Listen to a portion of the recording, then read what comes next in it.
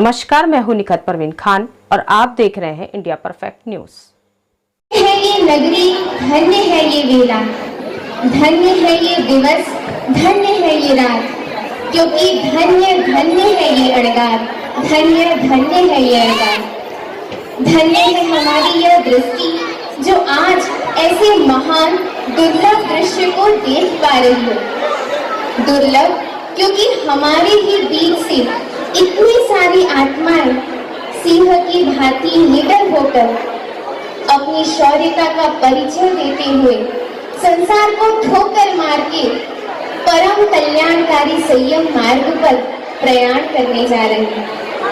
एक साथ हम सब अपनी जिह्वा को धन्य बनाने के लिए इन सब का जय जयकार एक साथ करें। जय जयकार, जय जयकार, दीक्षा तीनों जय जयकार, जय जयकार, जय जयकार, दीक्षा तीनों जय जयकार, जय जयकार, जय जयकार, दीक्षा तीनों जय जयकार। अंतर से जो लगता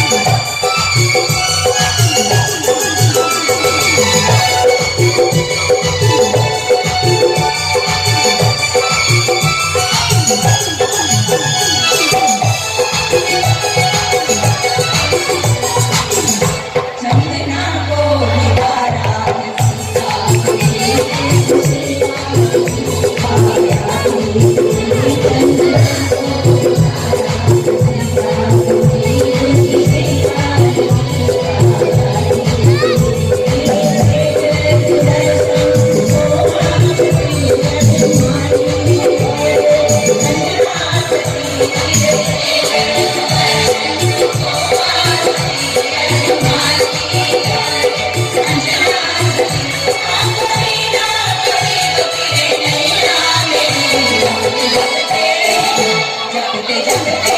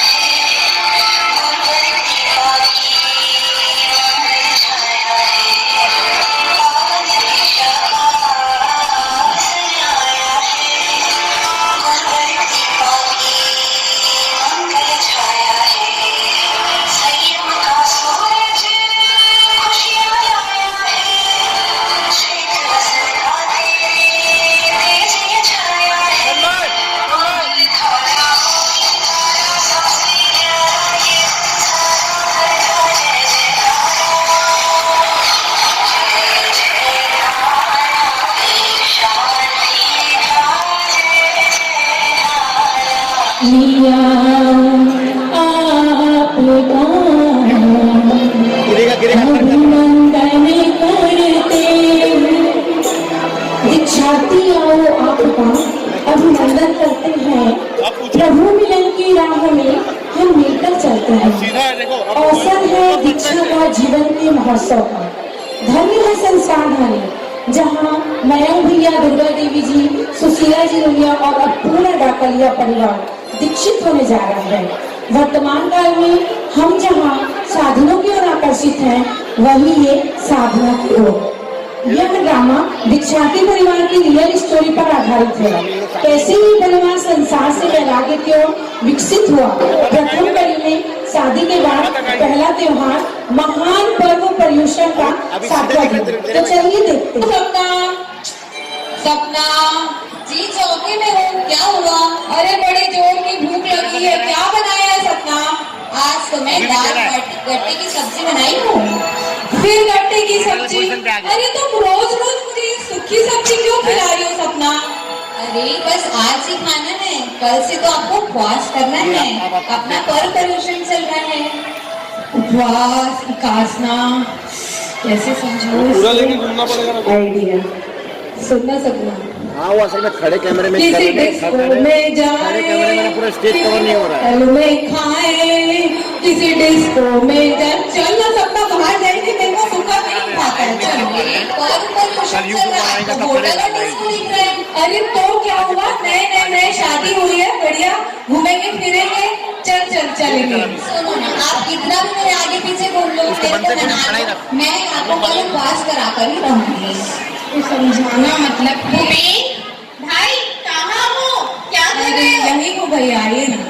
कल का प्रोग्राम फाइनल है ना, होटल और मूवी का? अरे नहीं भैया। क्यों, क्या हुआ? कर रहे दोनों? सपना है ना, बोलती कि उपवास करना है, एकासना करना है। क्या करोगे? अरे क्या है, छोड़ो ना ये सब। हर पत्नी की तो एक ही ख्वाहिश होती है, पति भी रहे और पति पर भारी भी रहे। सही बोल रहे हो भैया, पर सुनो ना, चलते हैं फिर।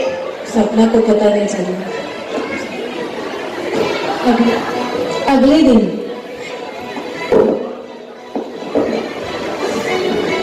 हो जाता हूँ, भैया आते ही होंगे।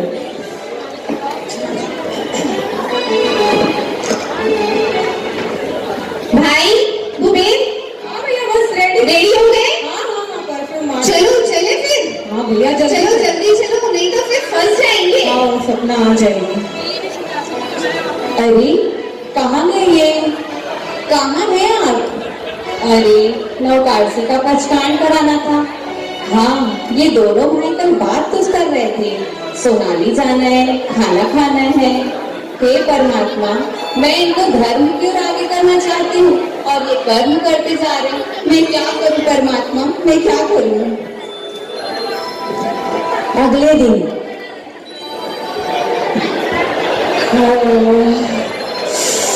अरे यार, कल तो मैं पूरा दिन बाहर था, मूवी शूवी देखा, सपना का तो ध्यान ही नहीं आया। क्रोधित होगी, एक काम करता हूँ, प्रदूषण बोल रही थी ना, मत खाना करूंगा। सपना, सपना क्या है, चाय बना दूं? तू बड़ी क्रोधित लग रही है सपना। सुनना, मैं कल के लिए ना तेरे से बारंबार क्षमा रहा हूँ। अरे मैं आपसे नाराज नहीं, लेकिन मैं आपको कुछ कहना चाहती हूँ। आपको पता है अभी क्या चल रहा है? अपना महान गर्भ पर्युषण। क्यों ना इन 8 दिन में हम अपने पापों का प्रायश्चित करके, तब धर्म ध्यान करके, अपने किए हुए पापों का प्रायश्चित कर अपने दुर्लभ मानव जीवन को सफल बना लें। और ये क्या रखा है, होटल, पिक्चर, खाना, सोनाली। हाँ सपना, तेरी बात तो सच है, पर इन सब चीजों का ना मुझे पहले ज्ञान ही नहीं था, और ज्ञान था भी ना तो मैं पता नहीं क्यों अज्ञानी बना हुआ था। अब मैं पूरी कोशिश करूंगा कि जैसा तू मुझे बता रही है, मैं धर्म और आराधना की ओर अपने आप को जोड़ सकूं। चल हम मंदिर चलते हैं। समय बीतता गया, कड़ियां जुड़ती गई, परिवार बढ़ता गया। महिमा मुक्ता देवी और उसके बाद हुआ हर्षित का जन्म। गर्भ में सपना भाभी ने स्वप्न देखा। आप सबको पता है वो स्वप्न क्या है? चलो देखते हैं और उसका फल भी क्या है। अजी सुनो ना, कहाँ हो आप? हाँ हाँ बोलो, क्या है भाई तुम्हारा तो? अरे सुनो ना, तीनों बच्चों के समय पर मनोहर्षित जी महाराज साहब के पास तो चले थे, क्यों ना हर्षित को भी उनका दर्शन करा देते हैं। हाँ, चलो ना, चलो ना। चलते हैं, लेकिन देख अपन यहाँ से निकलेंगे सुबह और बढ़िया राधिका होटल में गरबा गरम खाना खाएंगे और शाम के 12 तक पहुँच जाएंगे। आपका तो बस होटल, खाना, घूमना, कभी तो उससे आगे बढ़ो। अरे तो उसमें क्या है, एक बंदो का, तू ये सब झंझट मत कर, तू चल पैकिंग कर चलो फटाफट। चलो अपन चलते हैं। चलो बच्चों, अपने को हमारे साहब के पास जाना है। चलो चलो बच्चों चलो। खेल में नाम है हमारे साथ।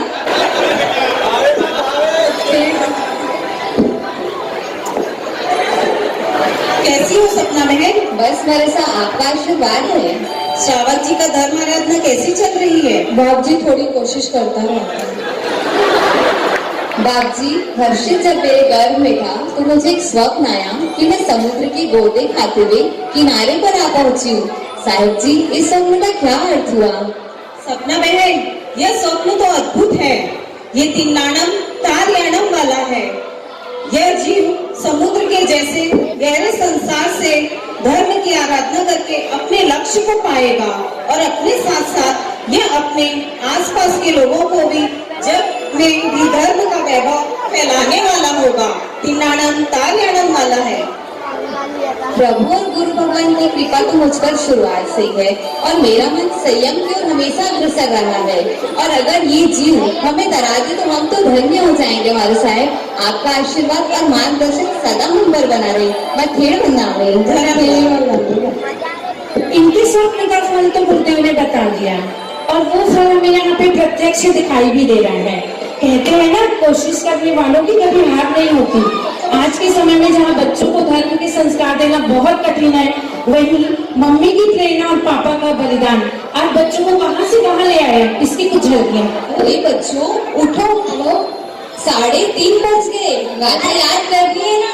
चलो उठो। देवी महिमा हर्षित। अरे मम्मी 2 मिनट और सुन दो। नहीं बेटा, 2:30 गाथा का टाइम हो गया। चलो उठ जाओ। चलो चलो उठो, देखते हैं आज कौन ज्यादा गाथा याद करता है। एक गाथे का 5 रुपए, 2 गाथा करोगे तो 10 रुपए। चलो चलो जल्दी गाथा।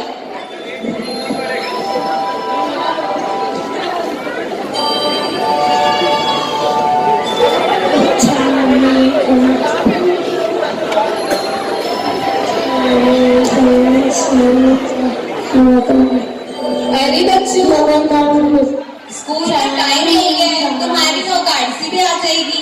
चलो चलो जल्दी तैयार हो जाओ स्कूल के लिए। मम्मी वो कार्ती थोड़ा जल्दी आती तो रोज की तरह हमारी स्कूल की प्रेयर मिस नहीं होती ना। बेटा, संसार के दैनिक कार्य में हमें धर्म को पीछे नहीं छोड़ना है। जिनवाणी के आधार पर यदि हम जीवन जीते हैं तो हर चीज में सफलता सहज ही प्राप्त होती है। ठीक है मम्मी। चलो बेटा।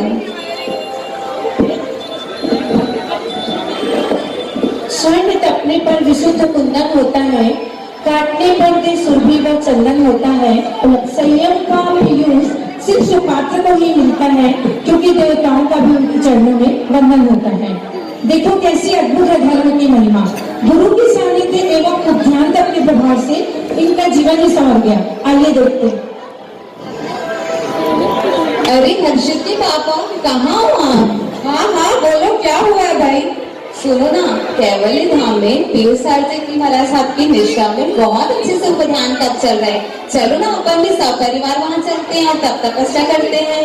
बिल्कुल ना, चल एक काम करते, यहाँ से निकलेंगे और हम साथ साथ है, मूवी लगी है तो मूवी देखेंगे और सोनाली में बढ़िया खाना वाना खा के तेरे को मैं शाम की केवल धाम छोड़ दूंगा। ठीक है? इतना घर में आगे बढ़े तो आपको सोनाली दिख रही है? अरे उसमें क्या है? और सुन ना, मेरे को सोनाली नहीं, तू ही दिखाई देती है। तू टेंशन मत कर, पैकिंग कर। चल मंजो, मैं निकलता हूँ। ठीक है, तुम लोग यहाँ अपना ध्यान रखना। मैं ट्रेन में नानी वाले साहब घर में लाओ।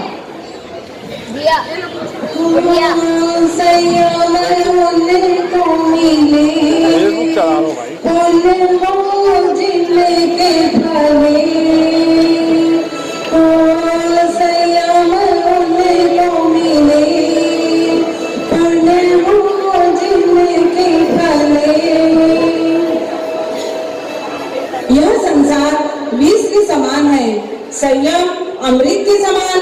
84 लाख जीवा योनि में भटकते हुए दुर्लभ मानव जीवन को पाकर हमने यूं ही गंवा दिया, तो फिर इसका परिणाम मृत्यु है। तो क्या पाया हमने? यह संयम अमृत के समान अजर अमर पद की प्राप्ति करा सकता है।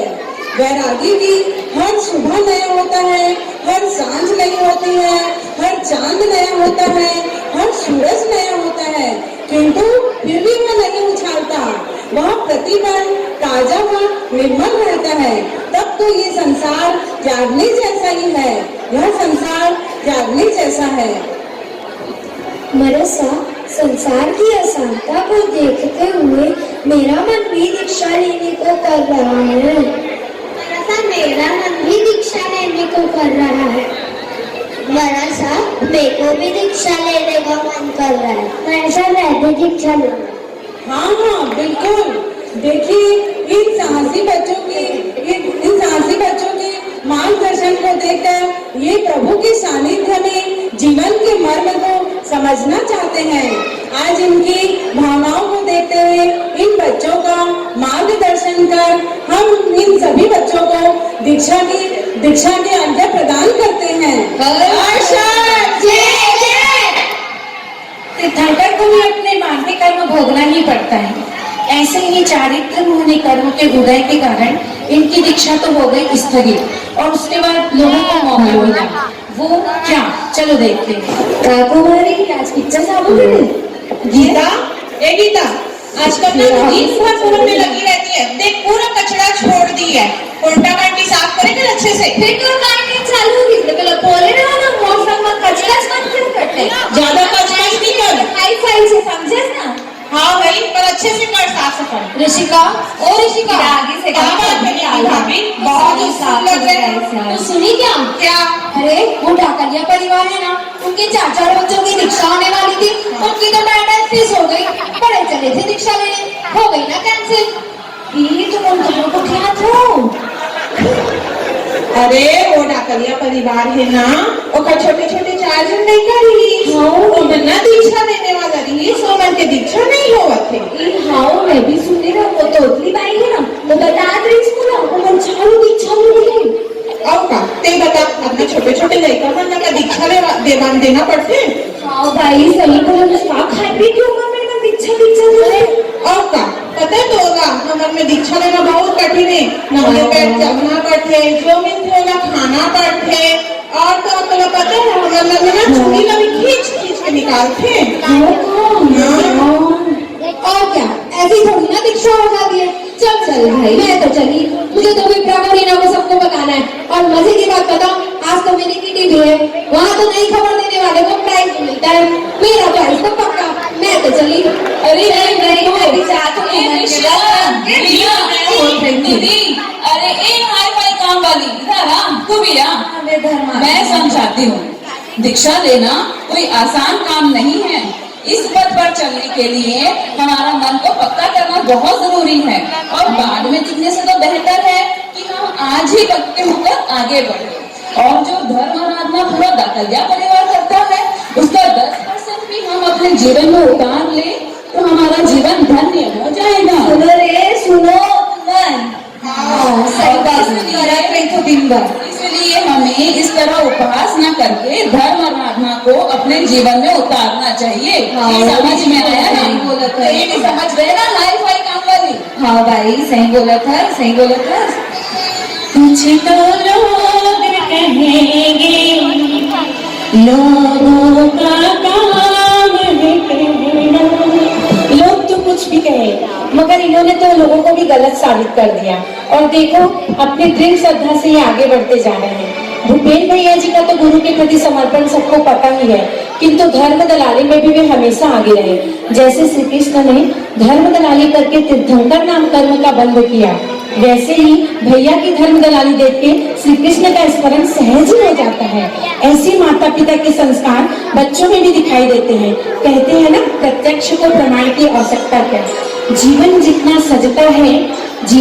सजता है माँ बाप के प्यार से, उतना ही महकता है गुरु के आशीर्वाद से। हेलो हाँ, जय जिनेन्द्र सर जी, जय बोल रहा था। जय जी नहीं भूपेन, और कैसे हो? बस बढ़िया। और मैं ये बोल रहा था कि महाराज साहब ना भी नए तप करा रहे हैं, तो आपकी क्या भावना बनती है? अरे नहीं, मेरे से तो तप नहीं होता, कोई भाव नहीं है। अरे सुनना प्रकाश देख, तू कर लेगा ना तो मेरा भी हो जाएगा। चल करते हैं सब। अरे यार नहीं, मेरे से तो नहीं होगा। मुझे तो भूख बिल्कुल सहन नहीं होती।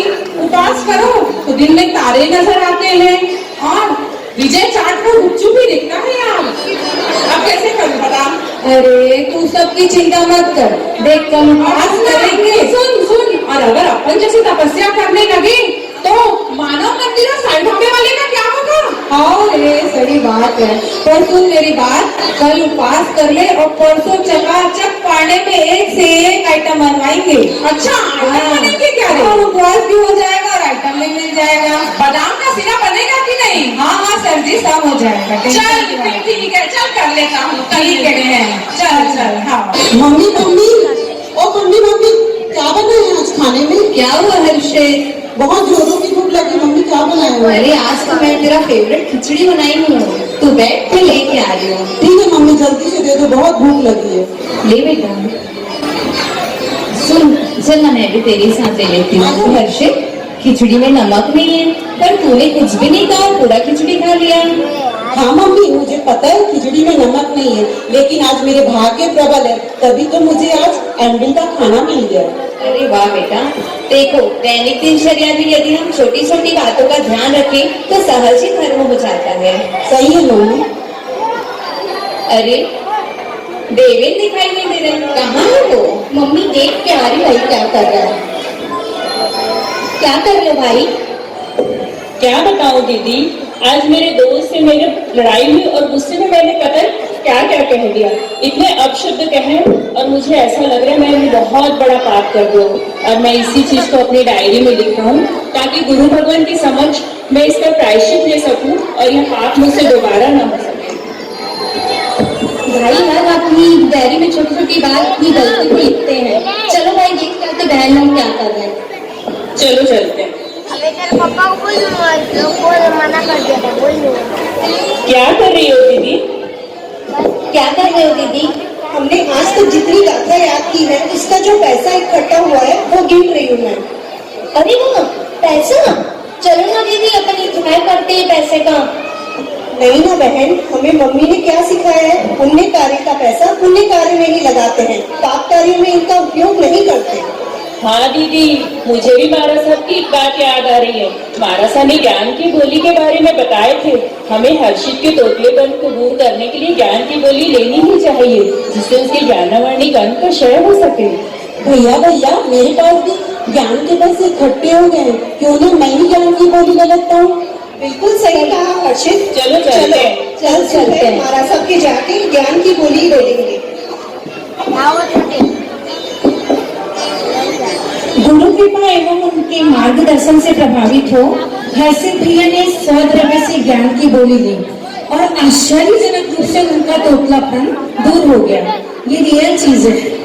वाह, सचमुच शुद्ध मन से की गई ज्ञान साधना का सुंदर फल है।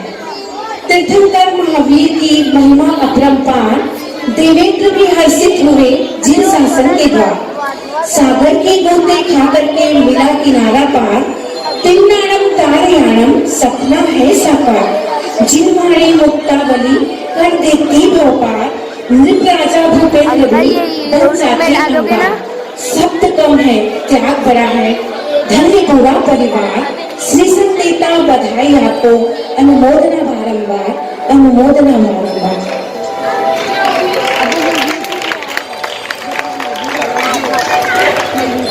चलो मैं व्याख्यान जा रही हूँ, खाना खाने के बाद आप लोग एक पार्षद में आ जाना, मैं वही पोसा ले लूंगी। जी पापा, ओ पापा, बोलो क्या बात है? पापा आज मैं आपसे कुछ मांगना चाहती हूँ, प्लीज मुझे मना मत करना। मांगना बेटा, मैंने तो तुम बच्चों की ख्वाहिश हमेशा ही पूरी की है, बोलो। पापा, मैंने इस संसार में सब कुछ तो नहीं पर बहुत कुछ देख लिया है। मैंने मम्मी के दिए हुए संस्कारों पर, उस राह पर चलकर जिस सुख का अनुभव किया है, वो सुख मुझे इन सांसारिक चीजों में नहीं मिल रहा है। जब भी मैं नेमिनाथ दादा के दर्शन करती हूँ तो मेरे मन में धर्म के प्रति भावना और बढ़ जाती है। संयम का मार्ग, मोक्ष का मार्ग ही मुझे जीवन का लक्ष्य लगता है।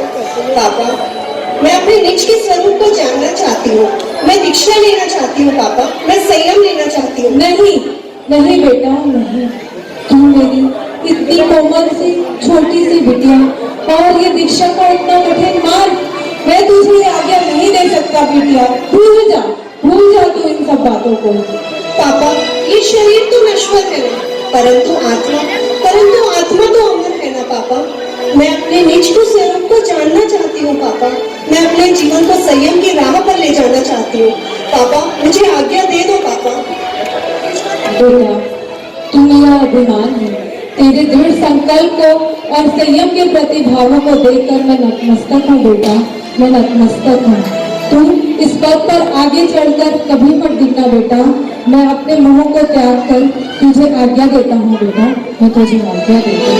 ऐसे माता पिता को पाकर धन्य हो गए। मैं महाराज साहब को जाके बताती हूँ कि आपने मुझे आज्ञा दे दी है। अरे वाह, पापा ने दीदी को आज्ञा दे दी है। महाराज साहब के सामने दीदी कितनी आनंदित हो रही थी। आज तो मैं भी पापा से अपनी हक पूरी करवा के रहूंगी और पापा को आज मुझे आज्ञा देनी ही पड़ेगी, देनी पड़ेगी, देनी पड़ेगी। पापा पापा, अरे ये क्या पापा, आप इसे क्या हो गया? आपने दीदी को आज्ञा दे दी पापा। मैंने आपको क्या चिढ़ाया था पापा? ये तुम लोगों ने क्या नाटक लगा के रखा है? दीक्षा दीक्षा बिल्कुल नहीं, भूल जाओ इन सब बातों को और जाओ और अपनी पढ़ाई लिखाई घर गृहस्थी में ध्यान दो। जाओ यहाँ से। नहीं पापा, मेरे भी भाव कब से संयम की ओर हो चुके थे पापा। अगर आप दीदी का आज्ञा दे दिए पापा तो आपको मुझे भी आज्ञा देनी होगी। आज आपको मेरे जीवन का उद्धार करना ही होगा पापा।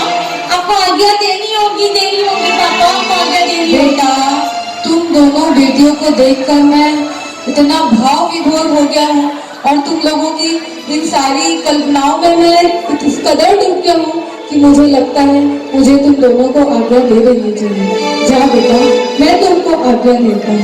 धन्य वैसे माता पिता को मैं महाराज साहब को जाके बताती हूँ, मुझे भी आज्ञा नहीं दे।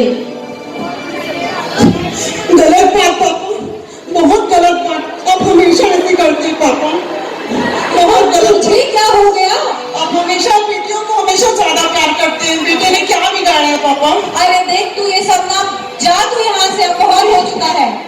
नहीं पापा, आप बेटियों को दीक्षा की आज्ञा, बेटे ने क्या बिगाड़ा है पापा? मैं भी दीक्षा लेना चाहती हूँ पापा। देख बेटा, हर बात की जिद नहीं, सुन मेरी बात, हर बात की जिद नहीं की जाती। अभी दीदी लोगों की दीक्षा होने दे, फिर तेरा भी देखेंगे बेटा। भूल जा इन सब बातों को अभी। नहीं पापा, अगर मेरी दीक्षा नहीं होना तो मैं दीदी लोगों की भी दीक्षा नहीं होने दूंगा पापा। अरे इसको मैं चल देवेन से बात करता हूँ। चल तो देवेन, देख ना इधर महिमा और मुक्ता दीक्षा आज्ञा ले लिया उन लोग मेरे से और इसको समझा रहा हूँ, ये समझ ही नहीं रहा है मेरी बात। अरे पापा, इससे अच्छा और क्या हो सकता है? पापा, मैं भी दीक्षा लेना चाहता हूँ। पापा, जब हर्षित छोटा होकर दीक्षा ले रहा है तो मैं तो बड़ा भाई हूँ, तो मुझे तो आप पहले दीक्षा की आज्ञा दीजिए। पापा, हम दोनों भाइयों को दीक्षा की आज्ञा देकर आप हमारे जीवन को तार दीजिए। पापा, हमारे जीवन को तार दो। हे प्रभु, मेरे ये बच्चे, सचमुच मेरा जीवन धन्य हो गया जो ऐसे बच्चों को मैंने अपने जीवन में पाया। मैं हर वक्त यही सोचता था कि मैं कैसे करूँगा, क्या करूँगा, पर सचमुच आज मैं बहुत हर्षित हूँ और मैं इन बच्चों को दीक्षा की आज्ञा देता हूँ और साथ ही अपनी धर्म संहिता सपना के साथ दीक्षा को अंगीकार करना चाहता हूँ।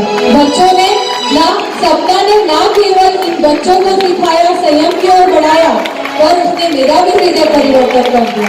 तब न जाने मैं अपनी मौज मस्तियों को भूलकर और धर्म की ओर मुड़ गया, मुझे स्वतः ही नहीं पता चला। इन बच्चों ने छोटे होकर ही मुझे मार्गदर्शन दिया। प्रभु, मैं तुम्हारा बहुत बहुत आभारी हूँ।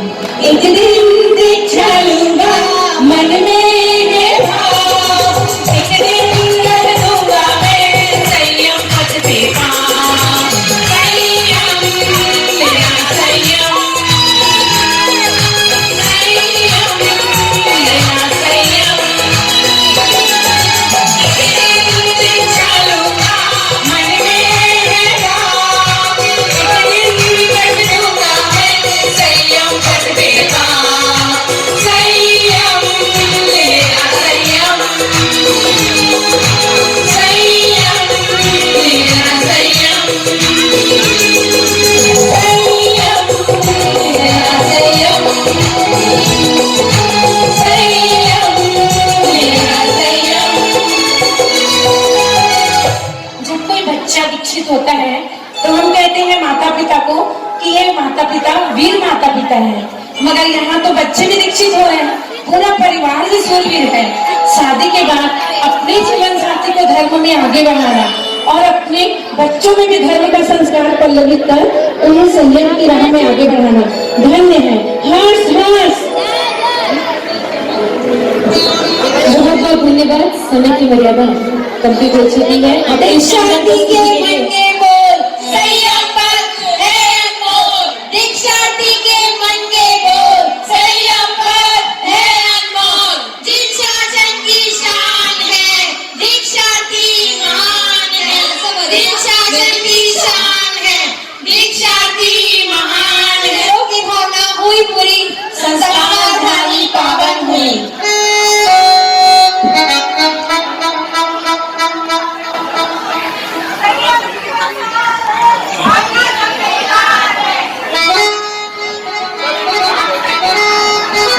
बहुत ही शानदार प्रस्तुति। मैं हमारा चैनल सब्सक्राइब, लाइक